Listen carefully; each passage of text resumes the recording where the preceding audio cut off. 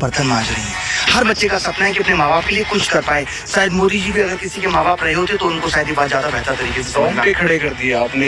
ये कहना बड़ा आसान है कि लोन मिल जाएगा, बिजनेस कर लो, लेकिन एक गांव का आदमी लोन लेने से भी डरता है, आप समझते होंगे। तो आदमी को यही लगता है कि एक सरकारी नौकरी ही एक रास्ता है जिससे मैं अपने घर के स्टेटस को बदल सकता हूँ, और कोई रास्ता नहीं है। तो आपको लगता है कि आपने जो क्रांति की शुरुआत की है कि मोदी जी रोजगार दो, कोई बदलाव आएगा? लगता है वक्त बदलता है फिर बदलेगा, सारा जहां अपना होगा। तो मैं अभी भी लोगों को ये कहता हूँ कि वक्त जैसा भी है गुजर जाएगा। मुखर्जी नगर में रह के पढ़ाई भी की है और आप अब छात्रों को पढ़ा भी रहे, तो एक जो मेंटल ट्रोमा होता है, क्योंकि बहुत सारे छात्र उधार लेके भी आते हैं, एक लंबा समय बीत जाता है, तो किस तरह की मेंटल ट्रोमा से गुजरना पड़ता है? देखिए, वही उन्हीं बच्चों के बारे में हमने जिक्र किया कि ऐसे लोग ही हमें मैसेज करते हैं। एक शिक्षक का ये फर्ज बन जाता है कि सर मैं सुसाइड करूं, मैं क्या करूं। ये नौबत है, मतलब कि लोग डायरेक्ट ये बोलते हैं, क्योंकि एक एग्जाम की तैयारी करते हुए उनको 4-4 साल हो गए।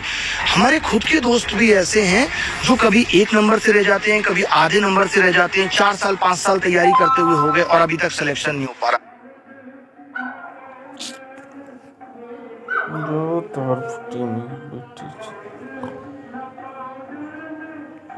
और मैं उन लोगों की भी बात कर रहा हूँ जो पढ़ने में वाकई बहुत अच्छे थे, जिन्होंने ग्रेजुएशन में भी बहुत अच्छे नंबर लेके आए। तो इतना बुरा हाल लोगों का हो गया है, लोग डिप्रेशन में जा रहे हैं, एंजाइटी में जा रहे हैं। आप देखिए, अगर ये पिछले 5 साल का रिकॉर्ड अगर सरकार दे दे कि कितने लोगों ने सुसाइड किया है, तो इनको पता चलेगा कि किसान और बेरोजगार सबसे ऊपर है। पर आपको मालूम होगा कि अभी सरकार ने बेरोजगारी या किसान, किसी भी तरीके के जो भी लोग सुसाइड करने हैं, उनका रिकॉर्ड देना बंद कर दिया है। तो पता ही नहीं चल पा रहा कि कितने लोग इस चीज़ की वजह से मर रहे हैं, कितने लोगों का घर बर्बाद हो रहा है। करेगा क्या आदमी? 18 से 24-25 साल की उम्र लगातार 5-6 साल तैयारी करते हुए हो गई, उसके बाद वो कुछ और करने लायक रहता नहीं। करे तो करे क्या? इतना पढ़ गया, पढ़ लिया, पढ़ लिख के भी अब क्या करे? पढ़ लिख के ऐसा नहीं, अब मोदी जी कह दे रहे कि अब तुम पकौड़ी की दुकान खोलो। अगर पकौड़ी की दुकान का ही प्लान था तो वो 8वीं क्लास करके भी खोल देता। आप बताइए, कोई ग्रेजुएट हो गया, मान लेते हैं वो पकौड़ी की दुकान भी खोल लेता है, और एक बंदा था मोहल्ले का 15 साल का जिसने 10th भी पास नहीं किया और वो भी पकौड़ी की दुकान उसकी पहले से चल रही है 2 साल। अब आप बताइए दोनों कैसा महसूस करेंगे? ओहो, उसको लोग किस गंदी नज़र से देखेंगे। तो ये कह देना बहुत आसान है कि पकौड़ी की दुकान खोल लो। मोदी जी ही क्यों पीएम बने थे? सपने टूट जाते हैं। बिल्कुल, वो ही क्यों पीएम बने थे? वो भी पकौड़ी की दुकान खोल लेते। उनको भी गुजरात से यहाँ तक आने की क्या जरूरत थी कि गुजरात में जॉब नहीं थी, वो भी जॉब करते।